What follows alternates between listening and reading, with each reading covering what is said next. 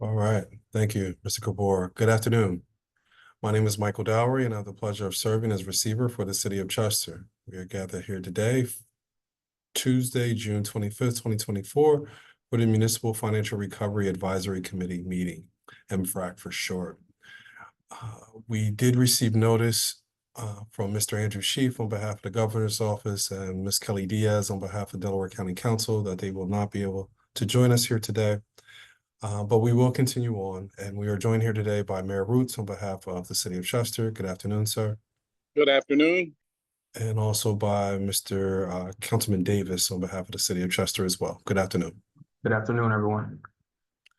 As always, joined for this engagement by Chief of Staff, Mr. Vijay Kapoor, and Executive Assistant, Mr. Cody Dale. Good afternoon, gentlemen. Good afternoon. So let's go ahead and get started. Mr. Dale, did we receive any public comment? Have we received any public comments since our last meeting? No public comments have been received. So just again, would like to encourage the public to reach out to us for anything they'd like to bring to the committee. The best way to do so is through our resource email address, which is still the same at info@chesterreceivership.com. Again, that's info@chesterreceivership.com. Thank you for that, Mr. Kapoor. I do want to acknowledge that I've received a number of texts, phone calls about property issues, code issues, code violations, issues with existing living conditions in neighborhoods. I do pass that information on to the appropriate parties in the city. Unfortunately, I can't resolve each item that is brought my way, but I do pass it on to the appropriate people in city government. Hopefully those items are followed up on in a timely manner. Please feel free to continue to send me that information, but understand that I will be passing it on to the appropriate official at the city government. All right, continuing on, Mr. Kapoor, are there any updates that you'd like to provide on receivership? Sure. Thank you, Mr. Receiver. Thank you, members of MFRAC and the public. I have two updates, and these deal with a little more operational issues than bankruptcy issues. We have been working very closely, as I think everybody knows, with folks in city government to deal, obviously, not only with financial issues, but also with operational issues as the receiver is tasked with ensuring that vital and necessary services are provided.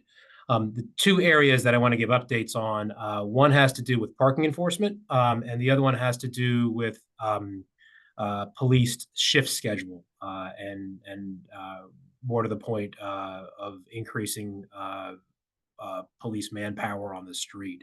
So let me start with parking.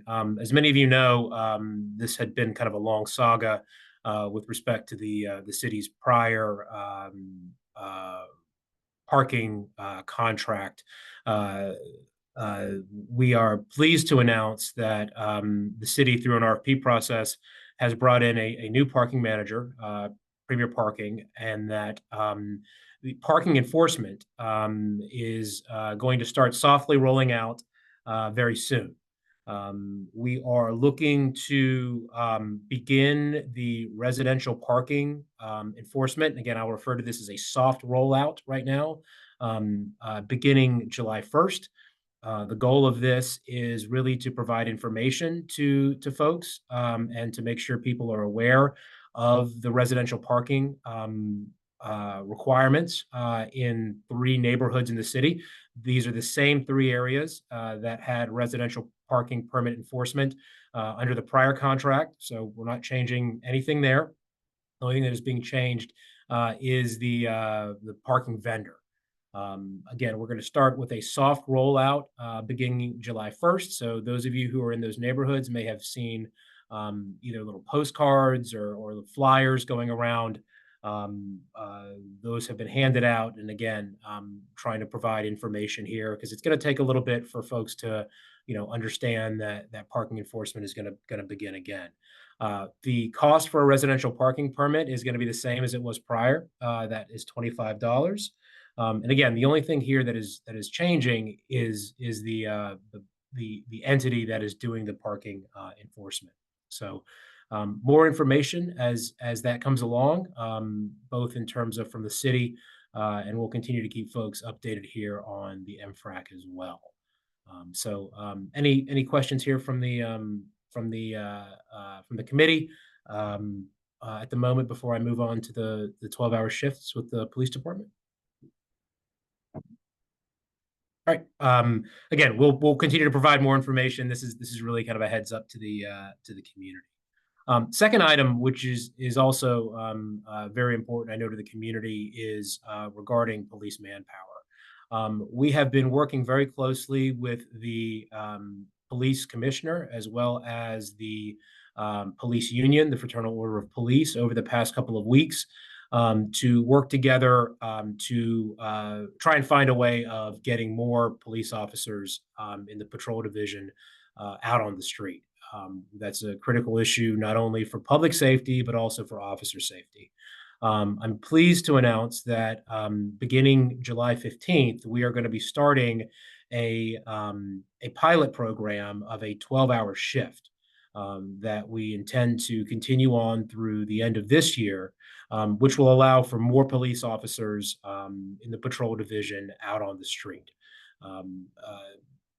Currently, the police department is on an 8-hour shift.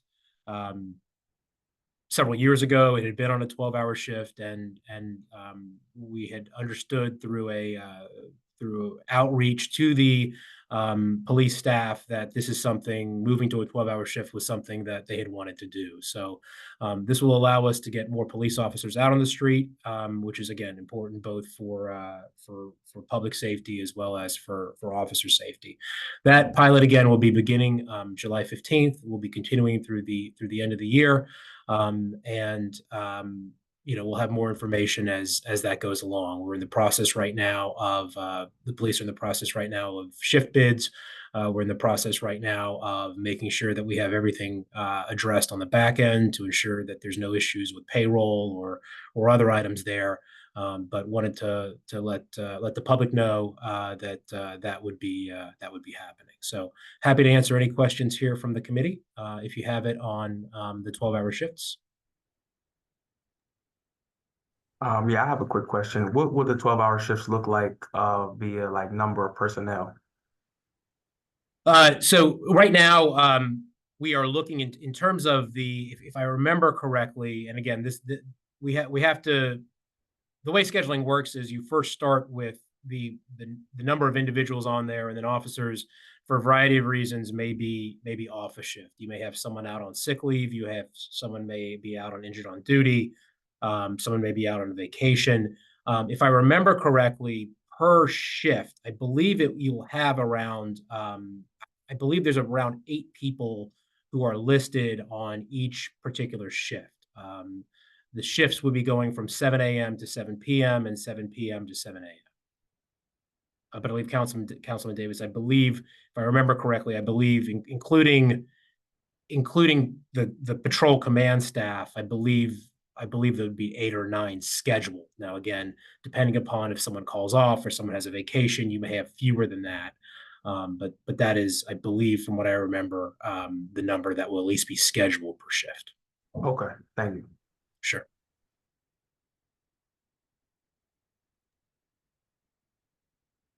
Thank you, Mr. Kapoor. Continuing on, I'll provide just a brief update. Continuing to encourage folks to visit the city's website to keep up on the vacancies. There are a number of positions within city government. There are also a number of board and authority positions that are vacant as well. Mayor Roots, or to council, would it be possible to receive an update on the number of boards and the number of positions that are filled and currently filled, or that are currently filled and not filled, as we may work to promote the vacancies and also an understanding of the term expirations and when some additional seats may come open. Has the city been maintaining that list, and then would it be okay to share that with the public? Well, yeah, we can get to that list, not a problem. Thank you. I also want to commend you, Mayor Roots, on the State of the City address today. I think it was very comprehensive and well attended. Look forward to that being more widely distributed, and everyone getting a chance to hear the good work that is underway and what still is on the horizon yet to be done. So thank you again for today's invitation, and I look forward to further engagement around that. Thank you very much. Right. Are there any questions of me or my office? Well, speaking of websites, we just want to remind people to also go to chestercity.com/safe summer. Summer or summers? Singular, safe summer. chestercity.com/safe summer. It's we've assembled all the activities for youth to do throughout the summer. So I think you'll find it to be a very comprehensive page. Please check it out, especially for parents looking for something for their children to do during the summer.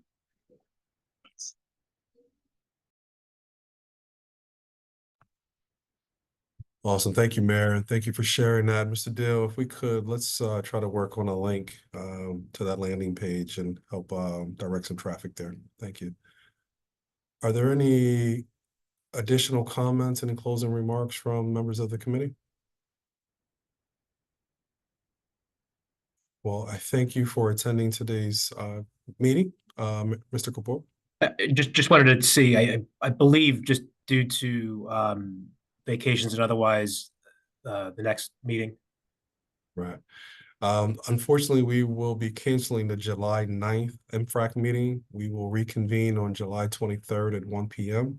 A communication will go out to that effect, but our next MFRAC meeting will be essentially a month from now, July 23rd at 1 p.m.